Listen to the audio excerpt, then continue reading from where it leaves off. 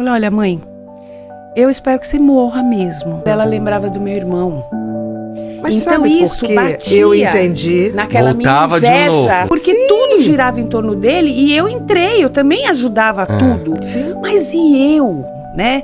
Então, quando ele morreu, ela chorou. E aí, um dia, ela começou, eu quero morrer. Eu falei, olha, mãe, eu espero que você morra mesmo. Ela me olhou, eu falei, sabe por quê?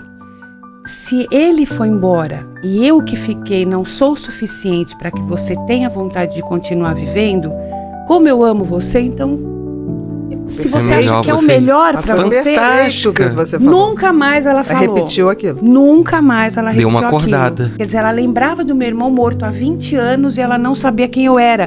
Isso cutucava uma ferida minha daquela criança Aham. Sim, lá que de foi trás. Teve que crescer posta de sozinha. lado, que foi posta Né? de lado. Sim.